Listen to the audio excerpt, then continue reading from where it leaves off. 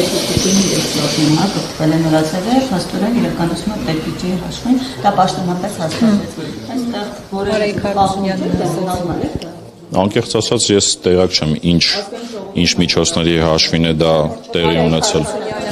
Մենք եկամուտներ ենք հավաքագրում կամ ապահովում ենք հարկվճարողների կողմից մուտքը մեր պետական բյուջե, ծախսային ծրագրերով չենք զբաղվում։ Դրա համար տեղյակ չեմ ինչ ծախսերի մասին է խոսքը։ Կառավարության դիմաց հավաքված հետևոտ թե Մի րոպե հերթով։ դժգոհությունները, որը Դուք մի քիչ առաջ հարց տվեցիք, հիմա լսենք գործընկերը չէ, հետո վերադառնանք ձեզ։ Թե կասեցիք եւ վստահաբար այցելում եք եկեղեցի։ Դուք երբ որ եկեղեցի եք գնում, եկեղեցին ձեզ համար չուգայանոց է, որտեղ օրինակ տեսել եք կոշիկներ կամ կառավատ վարչապետի բառապաշարով ասած։ Ես այնտեղ որտեղ որ այցելել եմ, չեմ տեսել անձամբ, եթե նման արտահայտություններ են եղել, ենթադրաբար ինչ որ տեղերում ինչ որ բաներ են նկատվել, դրա համար է այդ արտահայտությունը եղել, բայց ելի եմ ասում, դա իմ մեկնաբանության հարցը չի։ Արչև իսկ հավաքված քաղաքացիները առևտրով զբաղվող տնտեսվարողները նրանք դժգոհություններ ունեն, ասում են, որ հարկերի բարձրացումը դժվարացրել է իրենց կյանքը։ Այս դեպքում այս խնդիրներն ինչպես է լուծվելու, որովհետև փոքր եւ միջին ձեռնարկատերերը ասում են, որ շուտով փակվելու է մեր տնտեսությունը։ Ենթադրում շրջանառության հարկի փոփոխությունների մասին եք խոսում։ Այո, տևական ակցիաներ տեղի ունեցան, ես ինքս անձամբ բոլորի հետ էլ հանդիպել եմ, տարբեր ակցիաների ներկայացուցիչների հետ հանդիպել ենք, բացատրել ենք, ավելին ասեմ, տեսեք ինչն է հիմնական խնդիրը։ Հիմնական խնդիրը նա է, որ մարդիկ անհանգստանում են փաստաթղթավորել իրենց վաճառքները եւ իրենց ձեռքբերումները եւ ավելի շատ նախընտրում են մնալ ստվերում եւ ավելի մեծ եկամուտներ ստանալ այլ հավասար պայմաններում։ Հիմա մենք ինչ արեցինք, կառավարությունը ընդառաջ քայլ արեց, ասեց,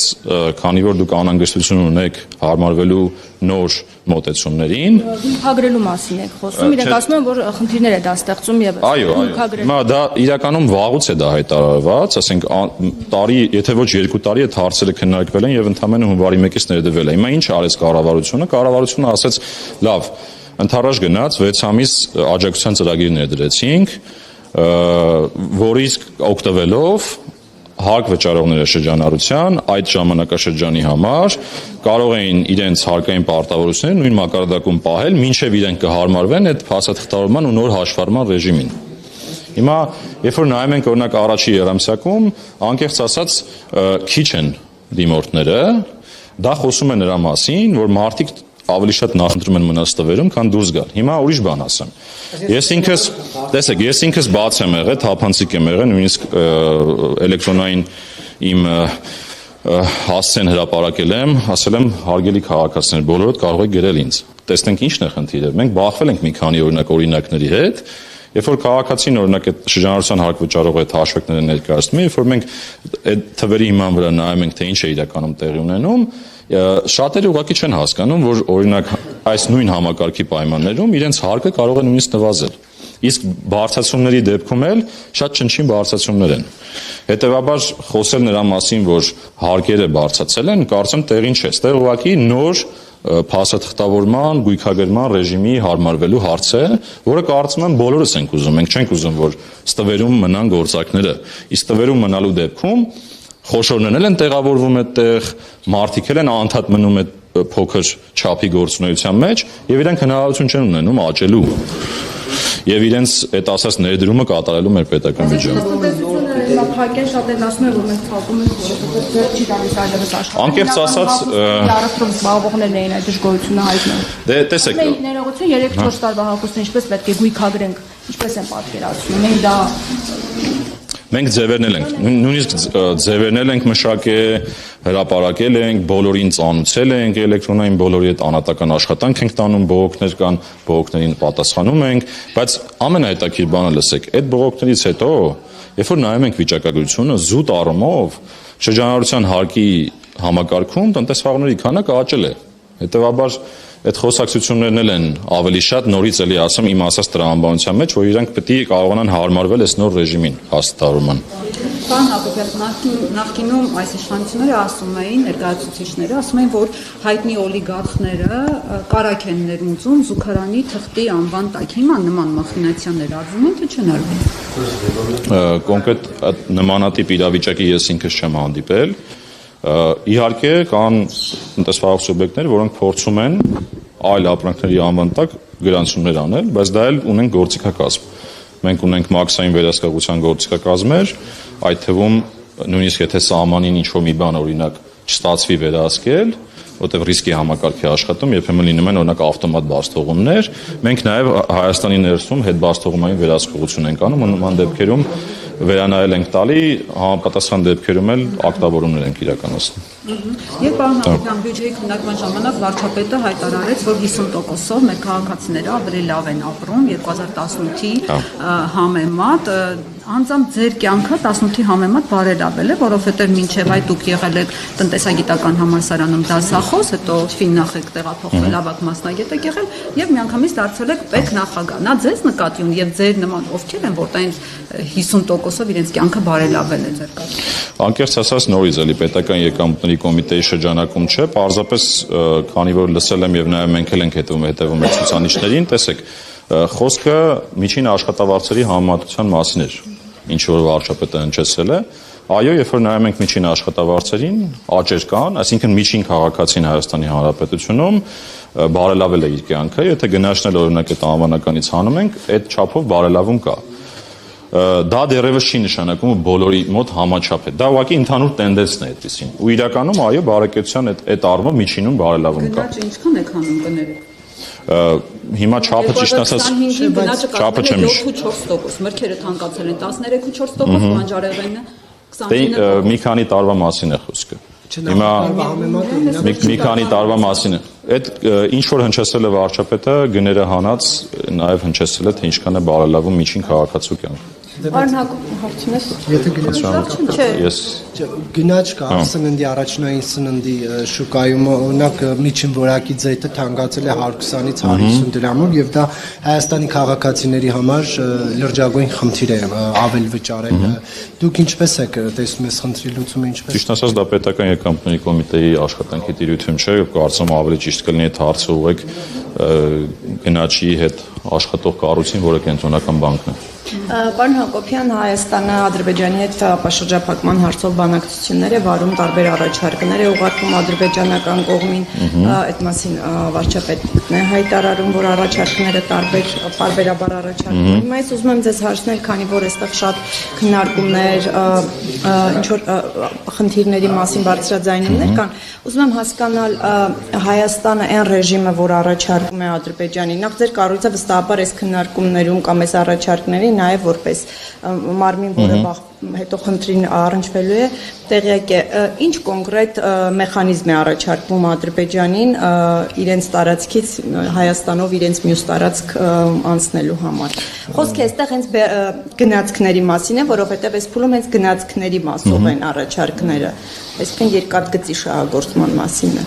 Ճիշտ ասած, այն ինչը հրապարակման ենթակա է, կարծում եմ եւ վարչապետը եւ աշտանքային խմբի ղեկավար համապատասխան փոխվարչապետը հրապարակում է։ Ես ընդհանրապես տարբեր առիթներով եղել է դրա մասին խոսել ենք, այդ թվում նաև բարբերաբար ինձ հարց են տալիս Թուրքիայի սահմանի բացման հետ կապված։ Մենք մեր խնդիրը մաքսային վերահսկողությունը կազմակերպելն է ցանկացած սցենարի դեպքում։ Այդտեղ խոսում ենք օրինակ ապաշրջափակման մասին, սահմանների բացման մասին, ուղղակի պետքա այդ սցենարներին պատրաստ լինել։ Հիմա ես հստակ ասել եմ, որ մենք սցենարներին պատրաստ ենք այն առումով, որ ունենք օրինակ նույն մարգարեի կետը ունենք համապատասխան սարքավորումներ եւ գործիքներ, որոնք հնարավորություն կտան ցանկացած սցենարի ադապտացվել եւ մեր մաքսային վերահսկողությունը իրականացնել։ Սրա մասին է խոսքը, էլի։ Հիմա եթե խոսքը կոնկրետ հայ-ադրբեջանական այդ երկաթգծի շահագործման մասինն է, եթե այստեղ օրինակ կողմերը հասնեն քաղաքական համաձայնության եւ արդեն երկաթգիծը գործի, մաքսային վերահսկողության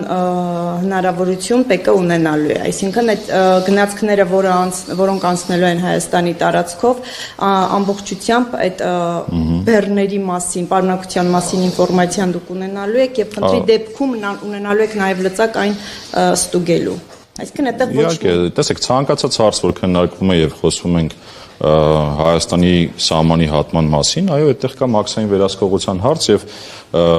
միշտ մաքսային վերահսկողության հարցը լինում է օրակարգային հարցերից մեկը, թե ինչպես է կազմակերպվելու։ Այդ տեսանկյունից ես ասացի, սցենարներին պատրաստ ենք, իսկ կոնկրետ այդ խոսակցությանը ես տեղակ չեմ։ Իսկ այդ դեպքում, երբ որ քաղաքական պաշտոնյաների պատասխանատուների կողմից խոսվում է դյուրացված անցում կազմակերպելու պատրաստակամության մասին, այստեղ ինչ է առաջարկվում Ադրբեջանին, որ օրինակ չի առաջարկվում մյուս անցումների դեպքում, ինչով է տարբերվելու սա, այդ դյուրացումը ինչ է նշանակում, Ես նշեցի, տեսեք, կան տարբեր քննարկումներ, որոնց արդյունքները ինստիտուցիոնալ ձևով հրապարակվում են համապատասխան աշխատանքային խմբի ղեկավարության կողմից։ Երբ որ նման հրապարակումներ կլինեն, կլսեք։ Իսկ դյուրացում ասելով, եթե ընդհանրապես, տեսեք, եթե որպես որն է դրա պրակտիկան, հիմա էլ մենք կյանքում ունենք, ասենք մենք մեր կյանքում ունենք ռիսկերի համակարգ, որտեղ ավտոմատ կերպով ինչ որ ցուցիչներ ուսումնասիրելով մեր համակարգը ինչ որ ապրանքներ ուղարկում է կանաչ ուղի, ինչ որ ապրանքներ դեղին ուղի, ինչ որ ապրանքներ կարմիր ուղի։ Դրանք օրինակ կանաչ ուղի գնալը նշանակում է, որ առանց որևէ խնդրի կարող է անցնել սահմանը, որովհետև հայտարարագիրը նախորդ դրացվել է, որևէ ռիսկ չկա տվյալ ապրանքի հետ եւ ինքը սահմանը անցնում է։ Կամ օրինակ ավտոմատ բարձրողնման համակարգ ունենք, արդեն պիլոտավորեցինք, որտեղ էլի այդ ցուցիչների ուսումնասիրության արդյունքում ներմուծումը ավտոմատ բաց է թողնում սահմանին, որտեղ մենք տեղեկատվություն ունենք, որ ինքը ռիսկային չէ։ Այո։ Եվ ընթացքում որևէ միջամտություն Այսինքն չի լինում այնպես, որ օրինակ մենք չգիտենք ինչ է անցնում սահմանին եւ ավտոմատ բաց ենք թողում։ Այսինքն այդ մեխանիզմները վաղուց կան։ Հիմա եթե օրինակ խոսքը կոնկրետ Ադրբեջանի դեպքում է, երբ դուք տեսնեք այն բեռը, որ անցնելու է, տեսնեք խնդիր, դուք հանգիստ կկարողանաք այդ բեռը ստուգել եւ թույլ տալ կամ թույլ չտալ։ Իհարկե, այսինքն մենք մեր վերահսկողությունը, մեր իրավասությունների շրջանակներում մաքսիմալ վերահսկողությունը անելու ենք այնպես, ինչպես անում ենք հիմա ցանկացած սահմանի դեպքում։ Հիմա այդ ռեժիմը մենք ում հետ ունենք, այդ ասած որ հայտարարագրերը մեր բոլոր բաց սահմանների հետ, Իրան, Վրաստան։ Բայց այդ դեպքում ինչն է, որ մենք ինչ ենք առաջարկում Ադրբեջանին, որ օրինակ մյուս Դրա մասին ասացի, իմ տիրույթում չէ, դա արդեն ավելի շատ թե ինչ սցենար կքննարկվի եւ կհայտարարվի դրա մասին։ Թույլ տվեք մեկ հարցել վերջի հարցը ու գնանք։ Վրաստանում տեղի ունեցող արդյոք ձեր կարգավորման տիրույթում է թե ոչ բեռների արտահանման հետ կապված եւ ինչպես պետք է այդ խնդիրը լուծվի, որովհետեւ նաեւ դա ինչ որ առումով հարկային մուտքերի հետ կապված է խնդիր տալու շատ գործարաններ հիմա աշխատողներին ուղարկել են տուն, արտադրությունը դադարեցրել են, այդ հասկացաք ինչ եմ ասում։ Լավ նորություններ կան, որովհետեւ արդեն բեռները տեղաշարժվում են դեպի Ռուսաստան, արդեն վերջին օրերին սկսել է այդ process-ը, ոչ թե ինքը բազմակողմանի հարց է։ Այսինքն երբ որ մաքսային սահմանով անցնում է,